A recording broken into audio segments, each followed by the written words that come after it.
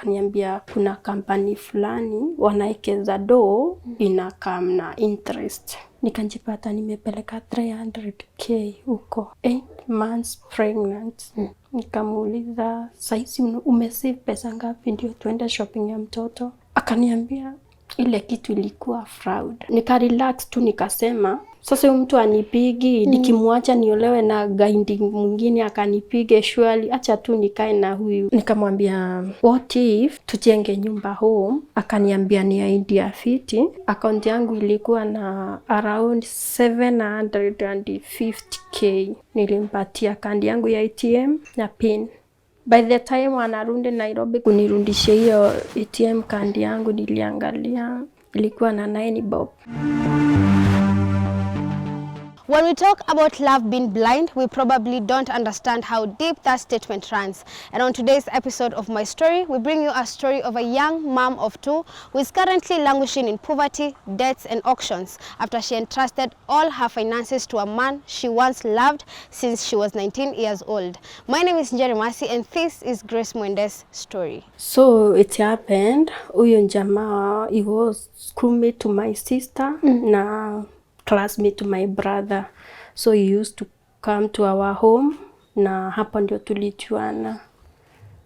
Alinikatia, nilimpenda, alikuwa mtu mrefu, mjovyo. Those tall guys. Tall, alikuwa dark and handsome. And tall and handsome also, yeah. Tulianza kudate. Of which sisi wote tulimaliza shule, kila mtu akanjipa shughuli. Mimi nilipata job ya restaurant pande za Isiolo. So nikiwa pale Isiolo, alikuwa anakaa kunitembelea sana. Na akikaa time ya kurudi, mimi ndiye nilikuwa nampea fare na tuna date. Ilihappen hivyo, nikapata ball. Ngoja kidogo Grace. Time umeenda kuwork Isiolo, yeye ameenda shughuli zake, si ndio? Yeah. So each time anakuja kukuvisit Isiolo, yes. Wewe ndo unamtumia fare. Yes, na kurudi pia nampea fare ya kurudi kwenye ametoka. Okay. Vile nilijifungua, nilisave pesa ya, tunajua tu mtoto matumizi nini kwa sababu hakuwa inipea pesa ya kutunza mtoto ama kununua nguo za mtoto hivyo before asaliwe. Of which my mama alisema nisikae huko na akanikujia akanileta home ndio anitekie care. So ukaacha job? Nikaacha job na nikarudi home. So alikujanga siku moja tu kutembea na kaona mtoto akarudi tena. Tulikaa hivyo, mtoto akafika 1 year. Sister yake akanipigia simu akaniambia nikuje Nairobi kumtembelea ndio pia aone mtoto. Nilikuja kwa sister yake. Kulikuwa August 2016. Nikakaa kwake mpaka December. Nilifika point nikaona sifai kurudi home, nafaa niazulie mtoto wangu. Na hapo ndio nilimtafuta tena nikamwambia acha nitoke kwa sister yako kuja tuanze maisha. Tuka move in sasa. Okay, so unatuambia time yenye sister yake mkubwa amekuita, huyu jamaa hakuwa kwa maisha yenu? Alikuwa, but hakuwa na provide. Hakuwa. Tulikuwa tu kimoja but hakuwa na provide. Sasa tuka move in na pesa nilikuwa imebaki nikaanzisha grocery. Sister yake aliniongezea like 10,000. Akaniambia at least ameniboost na amenishukuru hivyo, nimekaka na yeye. Iliendelea hivyo, job ilipiki nayo. Yo job ya grocery that time ilipiki vizuri. Siku mbaya nilikuwa na make profit ya 3,000. Siku mbaya nilikuwa na make 2,800 hivyo. Tukaendelea hivyo na mtafutia job. Before nimtafutie job, nikaona sasa njoo niko na pesa enough, acha nimwekee kambizi pia acha kukaa kwa nyumba. Kumbuka hiyo muda yote alikuwa tu anakaa kwa nyumba. Nikapata pesa, asikuwa pesa nyingi. Kama ngapi? Ilikuwa like 17,000. Nikamwambia kama anaweza uliza sister yake kama anaweza muongezea kama 5 aone kazi yenye anaweza fanya. Akafikiria. Akaniambia hizo pesa ni kidogo, labda ningoje tupate pesa at least aeke ka job fiti. Nilieka hizo tu pesa, sikutumia, niliendelea kusave. Nikapata like 47,000, nikampatia, nikamwambia sasa aone ka biashara gani anaweza anza. Alichukua pesa, kaenda kutafuta nyumba. So sikutaka kujua ni biashara gani amepanga kuweka. Nilikuwa nataka tu atoke kwa nyumba, nilikuwa naona anaboeka, lonely. So nilikuwa nataka atoke kwa nyumba anjifanyie kitu mwenyewe. Sijui ni kazi gani iliekwa, mimi sikutaka kujua. Pia leo hujaijua kazi? Sijaijua, but aliniambia ametafuta ka nyumba na ameweka kazi. Tulikaa hivyo within 2 months kazi kaisha. What happened? Sijui, nikakopeshana, nikafanya, nikasema tu ni sawa. Are you even sure alifunga hiyo kazi? Nilikuwa sure hiyo time, nilikuwa na trust. So nilikuwa sure maybe mwanaume kaa yeye haikuwa inamfurahisha na capital yenye alianza nayo, that the reason why hakuwa ananiambia ni kazi gani. So niliachana tu na yeye na akarudi home kama kawaida. Okay. Kufika 2020 akaniambia, babe, naweza jaribu biashara tena. Nikamuuliza biashara gani tena? Najua alikuwa anajua niko na pesa. Akaniambia anaweza enda huko home anzishe job ya wine and spirit Meru. Nikaona ni idea poa. Nikamwambia pesa yenye niko nayo kwa sasa niko na 50k, na unajua 50k huwezi anzisha wine and spirit. Akaniambia kuna friend yake ambaye akosho atamuongezea like 50 sikuwe 100 aanze job. Hiyo time nilimpatia pesa, alirudi home na akufanya kazi. But sikujua mimi, nilijua later kwa sababu aliniambia ashapata nyumba na ameanza kazi. Sikuwa na zile wesi ati as in simtrust nipigie picha ama ni video call nione kazi yenye umeweka. Nilikuwa namuamini tu ameweka kazi. But hatumi pesa hata ya food. Ulikuwa unamuitisha? Sikuwahi muitisha, nilikuwa nampea time kazi peak. Sikuwa nataka kumpea pressure maybe. Naona kazi mpya kupeak kuna vile inakuanga.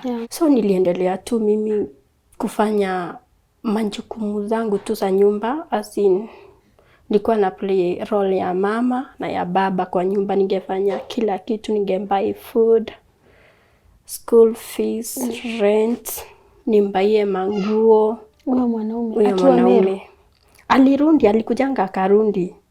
Alirundi Nairobi na kurundi ni mimi nilimtumia fare.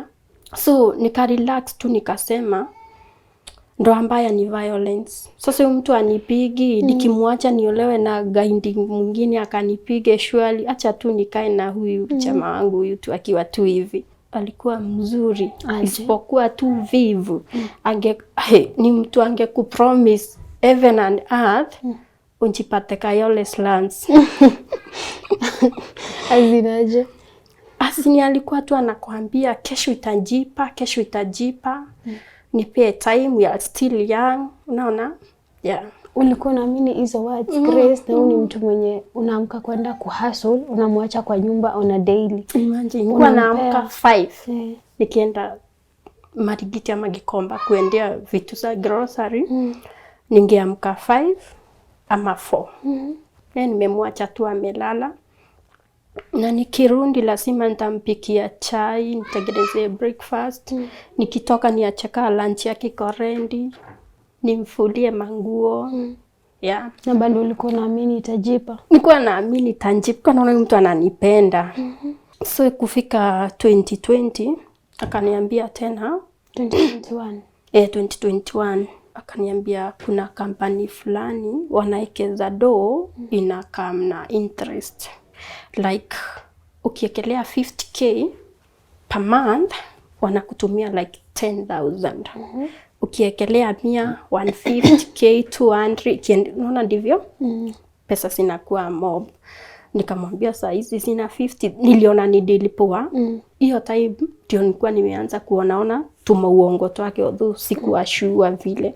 Nikampatia 50,000, akaenda tao na akaekeza huko. Monthi ya kwanza zilikam 10. So nikaona since ni deal fiti, acha tuongezee pesa. Although zikitumwa zilikuwa zinatumwa kwa simu yake, si ndiye alipeleka. So hakuna pahali mimi nahusika. Na zikitumwa alikuwa nakupea? Nikanjipata nimepeleka 300k huko. Hapo ndio nilikuwa nishapata ball ya second born. Nikajua tuko na pesa, ndio nikienda maternity leave. Unajua sana nilikuwa na provide, nilikuwa napiga hesabu. Nikijifungua sitaweza kwenda soko, sitaweza kwenda kuuza grocery. Kwanza nitatulia kwa nyumba. So nilikuwa sure hizo pesa sita to sustain like hata nikikas like 6 months. Ball kiwa like 6 months hapo. Nikamuuliza do huwa sinatumwa bando? Akaniambia umesave gapi? Akaniambia zote. Hakuna senye nimeiguza. Hakuna senye nimeitumia, so pesa zote niko nazo. Nikamwambia it's okay. Si unajua tu hivi karibuni hadi kwenda soko sitaweza. 8 months pregnant. Nikaanza kulemewa kufanya kazi. Nikamuuliza saizi umesave pesa ngapi ndio tuende shopping ya mtoto? Akaniambia unajua niliogopa kukuambia ile kitu ilikuwa fraud. Akaniambia babe, sio sisi tu, watu wameibiwa millions of money. Leave alone hizo zako 300k. Nikamwambia lakini unajua hizo ndizo zilikuwa pesa zangu za mwisho. Sina mbele, sina nyuma. Kazi siwezi fanya tena, tutasurvive aje? Uko na pesa ngapi? Sina. Nikamuuliza sasa wewe unataka tuishi aje? Sasa unaona hizo 300k zimekunywa tu maji hivyo. Na sina anything. Hadi nguo za mtoto sijambai.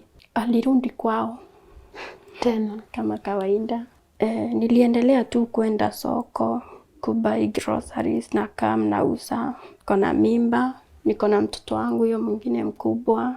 Sasa siku moja nikampigia simu, ni kama na mbeg sasa. Nikamwambia sipasi hadi ukamu nisaidiange hapa tu kwa nyumba. At least nikiwa kule kwa kibanda unakujia mtoto jioni unakaa na yeye kwa nyumba. Kasigonjeke homa kwa sababu kalikuwa na shida ya kifua, kalikuwa kanagonjeka. Akaniambia sina fare. Ukatuma? Nikatuma. Kutuma fare akakam. So at least alikuwa jioni anakuja hapo hivyo kwa soko.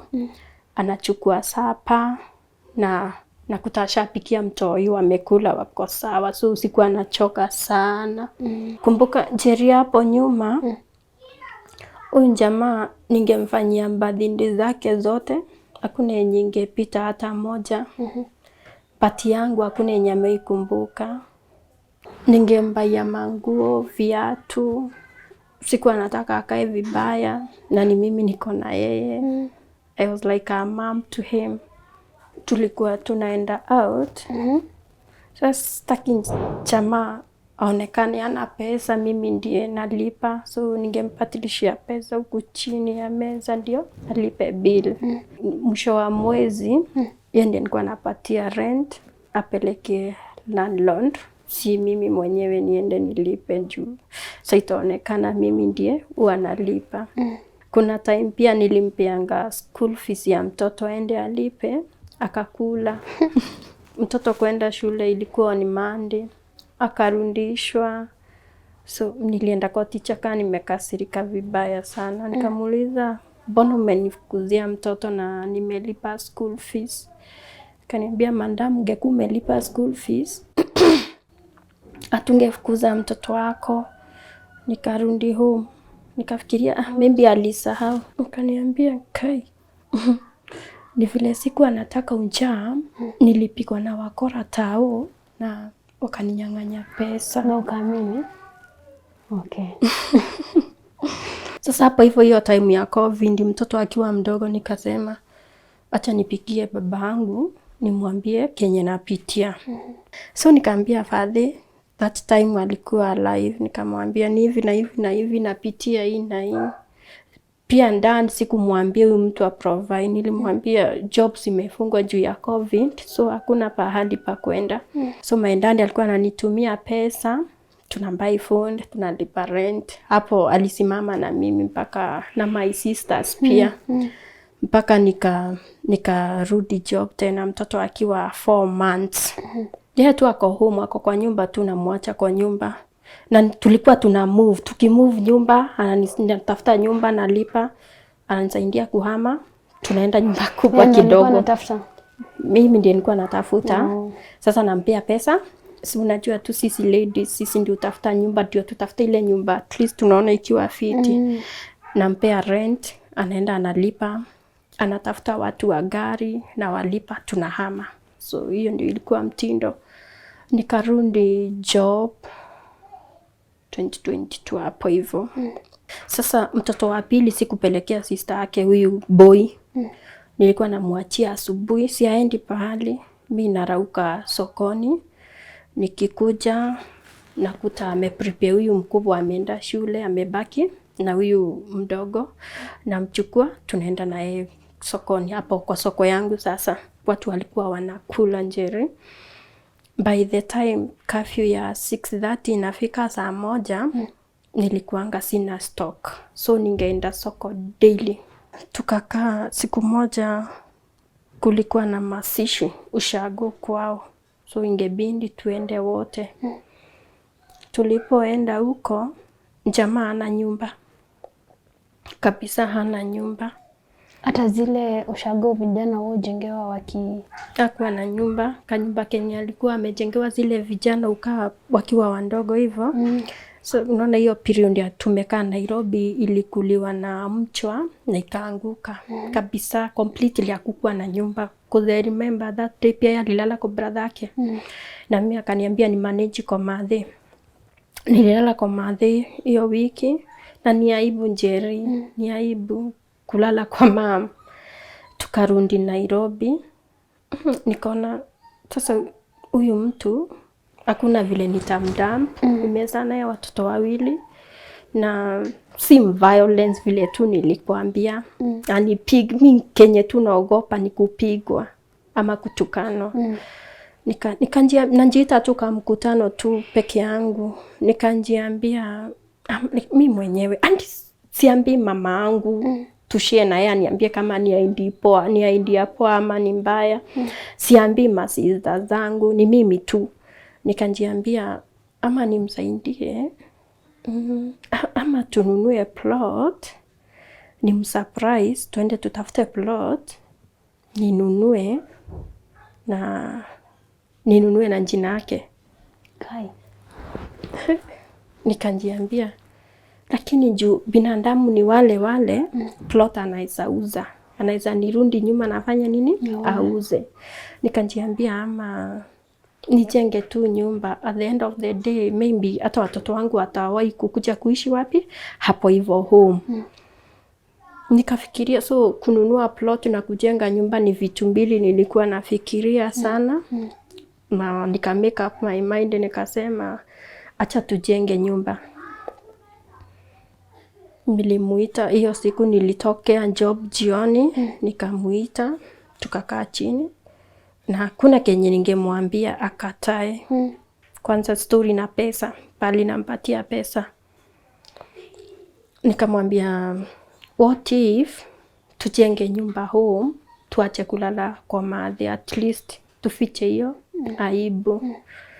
Akaniambia ni idea fiti, tunaweza jenga. Account yangu ilikuwa na around 750k. Nilimpatia kandi yangu ya ATM na pin. Chukua, nenda.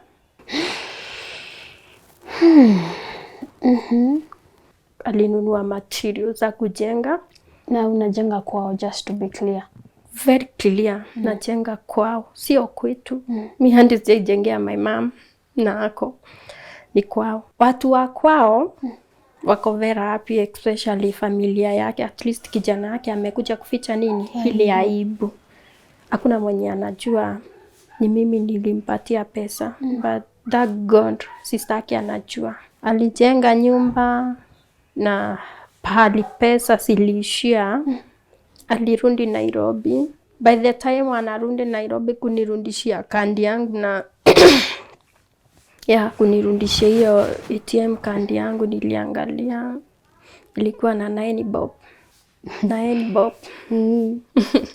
Nikamwambia ni sawa. So nilikuwa nikipata tu pesa nampatia, kimbia fanya 1 2 3. Sasa kazi kaanza kukua ngumu upande wangu. Kazi kaanza kurudi chini.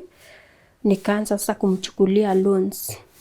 Ndio nilikuwa nataka hiyo nyumba ikamilike, sikuwa nataka nijenge eti niachie. Na sikuchukua kwa mtu mmoja kwa sababu mtu mmoja akikuzoea atakunyima. So nilikuwa nikilipa hapa naenda nakopa kwingine. Niliendelea kuchukua hivyo loans. Nyumba ikafika mpaka sasa kwa kufanyia finishing. Sasa unaona sasa hiyo kuchukua loans, na nikichukua loans unajua lazima nalipa nyumba, nalipia mtoto school fees, nanunua food, mahitaji zote. So kumbalance kila kitu na job iko chini, ikakuwa a bit hard. Time ya milango na dirisha zenye sikuwa zimembaiwa. Akaniambia nimtumie like 65,000 asitengenezeshe. Silitengenezwa, akanipigia picture nikaziona.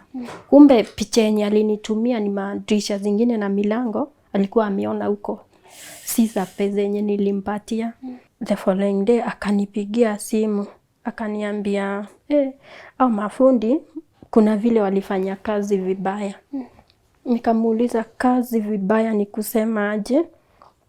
Akaniambia isi milango na madirisha asitoshani na kipimo ya mlango. But sasa since ni wao wameharibu, kurundia hawatatulipisha, watarundia for free, watazirekebisha na watazirekebishia hapa tu home na wasiweke dirisha milango. Hiyo 65k ilikunywa maji hivyo. Hakuna milango ilimbaiwa, hakuna dirisha, hakukuwa na mafundi. Hiyo na nilikuja kujua baadaye. After hiyo sasa akarudi tena Nairobi. Si nimekwambia kazi imeenda chini na ninandaiwa. Nandaiwa na landlord, nandaiwa loans, nandaiwa school fees. Tamu inaisha kama sijakilia school fees, so tunaenda hiyo tamu ingine ina pile up. So nikamwambia hapa nimefika, utatafuta job, ataka ni mjengo mtu wa mkono analipangwa 500. Jujui kujenga, unaweza enda kazi ya mkono. Ukilipo hiyo 500 at least inamba ifundie hiyo siku na breakfast. Alisema yeye kazi ya mjengo haizi kwa sababu hajaifanya. Hapo hivyo Njeri nikijiangalia mgongo yangu ilikuwa ishaumia juu ya kufanya kazi sana, kubebana na mizigo. Kumbuka nilirudi job mtoto akiwa mdogo, sikuwa nimerecover. So nikamwambia mimi hadi naona afya yangu yuko sawa kabisa. Itabidi umetafuta kibarua yenye tutapata ndio tu support. Akaniambia ni sawa, nitajaribu kutafuta kibarua. Tulika, hakuna kibarua alienda, hakuna yenye alitafuta. Akakuja tena na idea ingine akaniambia unaweza nisaidia na pesa fulani. Nianze tena biashara na I promise you before God this time round sitakuangusha, believe me, mara ya mwisho. Na nikamwambia mimi this time round and naona tu mimi sioni ndoa kama itawork tena. Akaniambia itawork na sitakuangusha, jaribu tu nitafutie. Nikamuuliza unajua nandaiwa everywhere, nandaiwa na Shylock, nandaiwa na landlord, nandaiwa shule, na unataka tena nikuchukulie loan. Akaniambia hii yenye unanichukulia nitailipa less than 2 months. Niliingia box tena, Nikaenda kwingine, nikamchukulia hizo 50,000, nikakuja nazo nikampatia. Uko kwetu Meru Jeri, tunalima miraa sana na iko na do. Akaniambia nataka nitishange miraa huko home na inaletwa na gari naendea tao ninauzia huku. Nakapata kanyumba hapo hivyo stage. Hizo 50k ya siku kuwa za kununua tu miraa na muguka. Alinunua mpaka soft drinks like soda, maji na akaanza job. Hiyo time sasa ni mara ya kwanza nimeona change yake, kwa sababu hiyo time aliweka hiyo job ya mwisho alikuwa anakaa na mkate na maziwa, something yenye ajaileta Finally. Nika appreciate tu kwa sababu ni kitu ni mpya kwangu, sikuiona akifanya hivyo. Nikasema mpaka hiyo loan yake at least atamanage kuilipa. Tuliendelea hivyo, akaanza kuchelewa sometimes. Nikaona tu kuna changes, anakuja saa 3, saa 4 mpaka sasa saa 8 usiku ndio anaingia kwa nyumba. Ananipigia simu usiku, naenda namfungulia gate, nikikuja namuomia food, tunalala. Alikuja hivyo saa 8 like 3 months. Kumbuka ile pesa alipi. Nikimuuliza akaniambia kuna pesa nimeweka, by next week nitakupea pesa mzuri upeleke, ibaki balance kidogo. Nikamwambia ni sawa. Akuwe nipea pesa hata bob, akuwe nipea. Nikamuuliza hapa hivi unataka nikufe na pressure na stress? Nikihesabu vitu zote umenifanyia since unioe, sidhani kama unanipenda. Nikaniambia nakupenda, ni masaibu. Najaribu hii shetani anaingililia. Nikamwambia hapana, hapa hivi sioni padi unaweka shetani. We mwenyewe ndio unafaa ujiblame. Akaniambia nitakupea pesa, we tulia, pesa utapeleka. Akuwe nipea pesa. Unaona sasa ule muda nilikuwa nimepewa umeisha. Ni simu, kupigiwa simu, sina amani, siwezi fanya kazi na amani, niko na stress, nadaiwa huku, nadaiwa kule, nadaiwa kule. Tukaendelea tu hivyo. Sasa akachange kabisa. Akakuwa sasa anakuja asubuhi. Sometimes anakuta mpaka watoto wameenda shule. Na before sasa aanze kukuja asubuhi, nilianza kupigiwa simu na wanawake usiku na yuko yako nje. Nilianza kupigiwa simu na wanawake usiku, different women. Nasikia mmoja anakuuliza unafeel aje, uko kwa baridi, tuko na mzee wako. Ananipata analia mpaka asubuhi, akiingia analia. Nikimuuliza, hiyo siku aliniambia kuna dema alikuwa sijui ni nini walifanya na yeye hapo. Akamudrete na akamwambia leo kwako hakutakalika, nitakuharibia. So anajitetea jamaa. So vile aliniambia hivyo, nikamwambia shika namba ya Gracie umpigie umwambie kenye unataka kumwambia. So akaniambia usijali, mimi ndiye nilimpea namba na nilikuwa najua tu atakupigia simu. Na plus hiyo siku hiyo mwanamke alinipigia simu, after amekata naye alinipigia simu. So niliitika nikilia. Akaniuliza umepigiwa simu? Nikamwambia kuna mwanamke ananipigia simu na uko kwake. Tumefika hapo. Akaniambia mimi andi ukitaka kukuja si unajua kwenye nafanyia. Nikamuuliza job gani saa 8 usiku na niambia nikuje kwenye unafanyia job? Kazi gani unafanya saa 8 usiku? Akaniambia unaweza kuja uone tu tuko hapo tumetulia. Nikamwambia inashinda. So nikambelieve na nikajua maybe hiyo mwanamke tu alikuwa na zake. After 1 week nikataka kupigia my mom simu na sikuwa na credit. Nikamuomba simu, nikamwambia nisaidie na simu yako nipigie mama. Hiyo simu after before a change simu yake ikukuanga na password. But hiyo kujanga usiku mara asubuhi alichange simu akaweka ma password mob na sikuwaijua password zake. Akanitolea password nikafungua simu. So sijui ni nini iliniambia niende kwa messages. Nikafungua inbox yake nikakuta ameandikia mtu, hello babe, leo tunakutana wapi? Kumbuka si ameandikiwa, ni ameandika. Zile namba yule mwanamke nilisavingi kwa simu yangu. Nikaenda nikakompare the same woman. Nikakuja na simu, nikamuuliza, uliniambia aje story za yule mwanamke? Alinijibu, nasi nilikuambia mwanamke tu alikuwa na zake. Nikampea simu, nani ameandika hii text? Kaniambia ni best yake. Si yeye. Okay, so huyo mwanamke wanadate na best yako but wanatumia simu yako? Kaniambia maybe. Tuliletana juu hiyo siku juu nilikasirika. Nikamwambia mimi sasa siwezi ishi na wewe tena. Umenifikisha mwisho. Umefanya nimesota. Saa hii ni kuchotwa na chotwa vitu juu ya mandeni zenye niko nazo za watu juu yako. Savings zangu zote zimeishia kwako. Sasa ningekuwa nishanunua plot. Nishajenga hadi kanyumba hata kama ni kama mabati. Na niishi na watoto wangu bila hata yeye, tungeishi tu vizuri. Niko mgonjwa mgongo. Yani sijui unanitakia aje hapa pahali tumefika. Aliniambia nataka kurudi kwao. Tena. After sasa kila kitu imemess.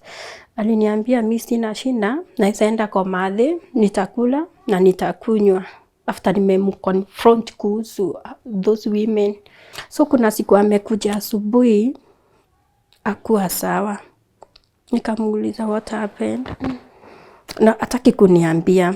Nikaona anazunguka, anaingia kitchen, anaeka strong tea, anachukua ginger, nikakuta akiweka kwa meno. Kumbe jamaa anaumwa na meno. Na ametoka kwa mwanamke akiumwa hivyo. Nikamuuliza ni nini? Kaniambia nasikia kama meno itaniua. Alihangaika, alisumbuka, unaona ile kufili mtu. Nilimpea tena pesa. Aende hosi. Angolewe jino. Hakurudi. Hadi ile kunipigia simu nilisaidika meno imeng'olewa niko tu sawa. Hakujaribu. Mimi ndiye nilimpigia simu kitu saa 2 usiku, mtu alitoka saa 3 asubuhi. Nikamuuliza sasa poa, uko aje? Hata ukiongea vile anaongea, ako sawa kabisa, hana maumivu. Akaniambia meno ilitolewa, ako sawa. But hakukuja. Alilala tu kwenye alilala. Yeah. So hii time yenye umepata message, hiyo ndo time sasa ulitoka kwa hiyo ndoa kabisa?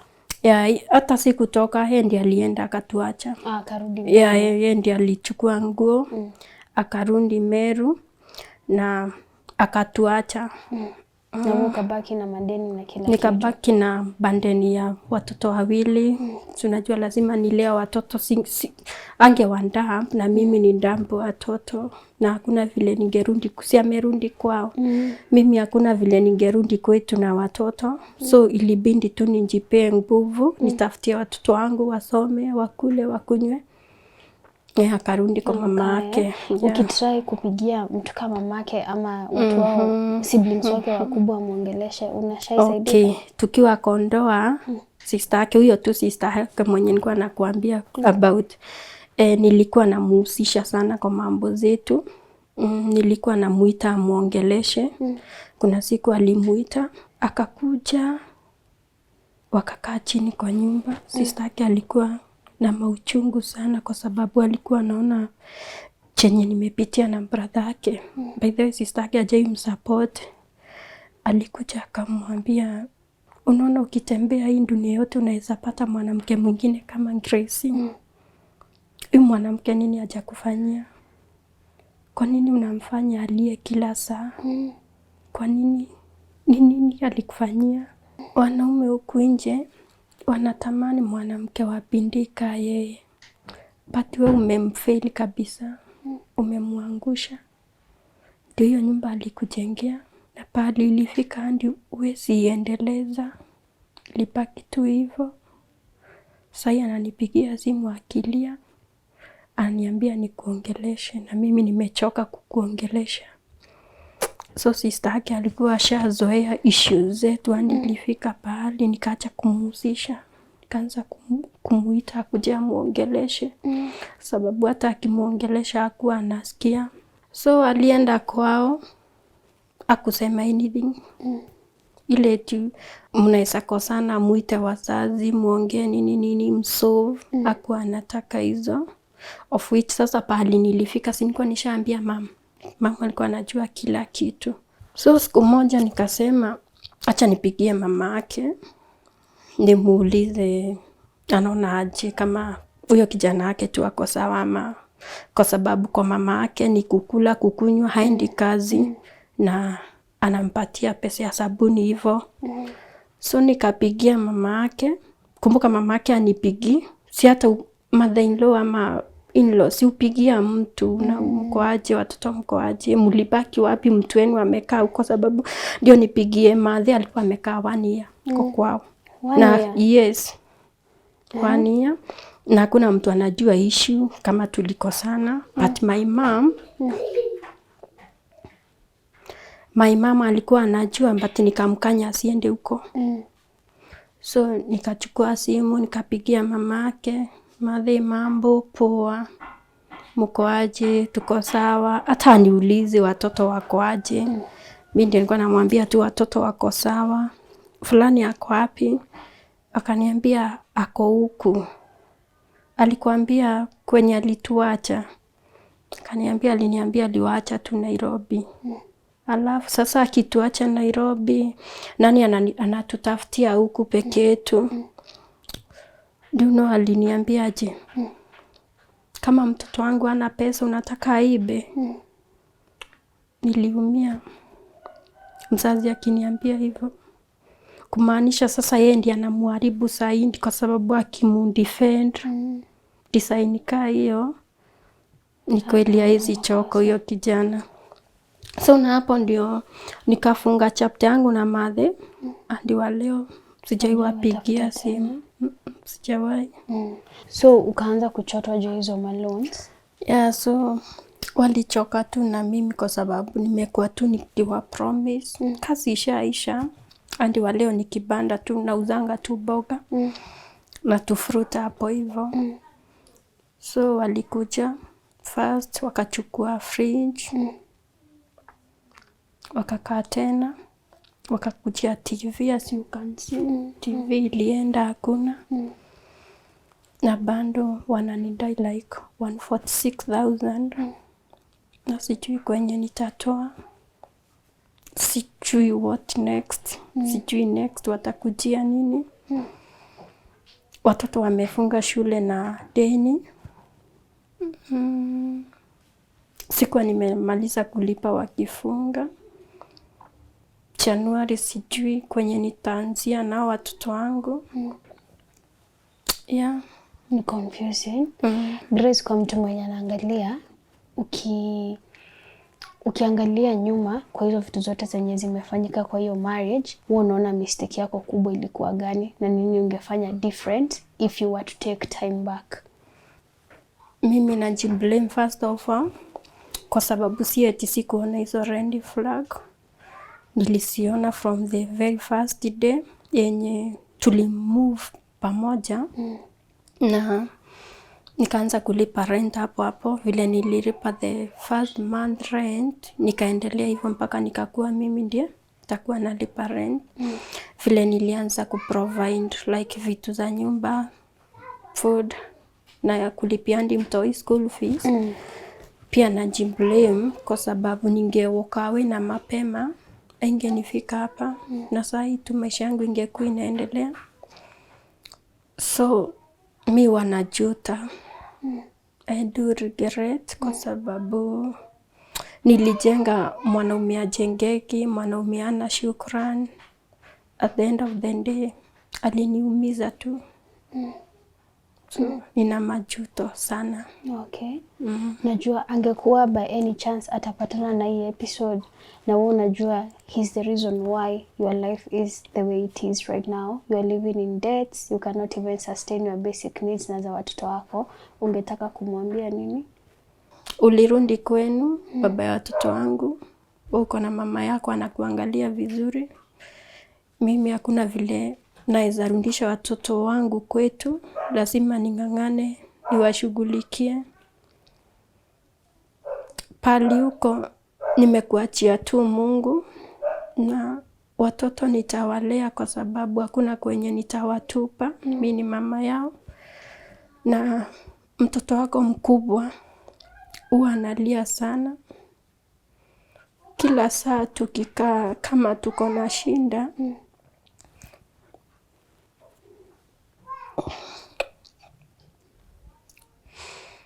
ananiulizanga, "Mom, uko sure dad ako still alive?"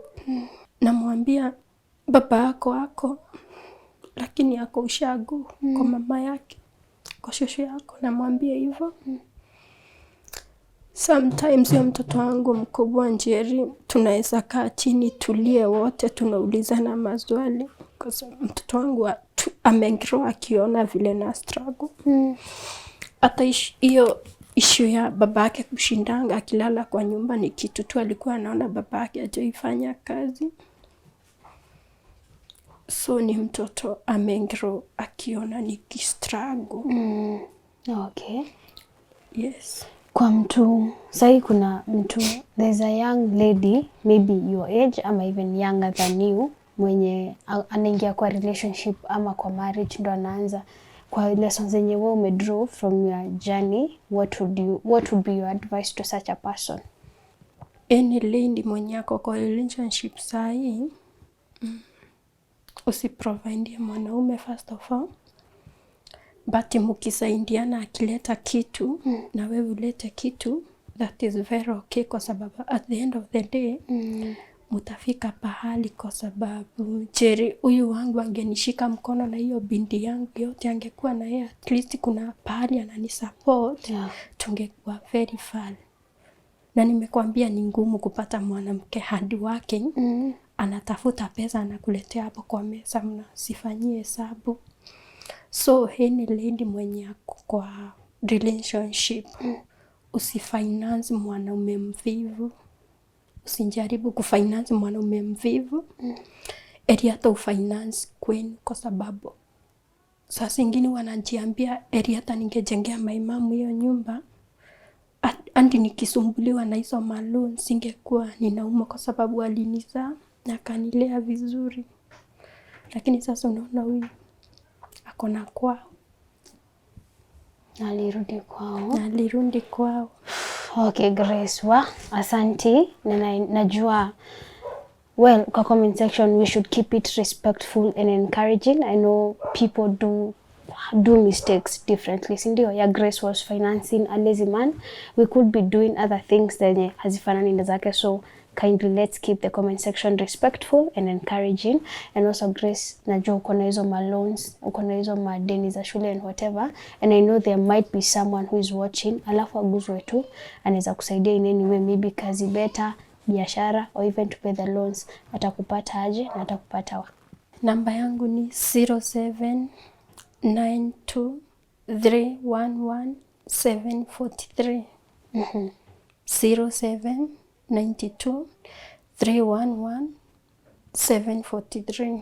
Kwa TikTok unaweza ni follow na jiita Grace Nehema. Okay. Sawa, asante.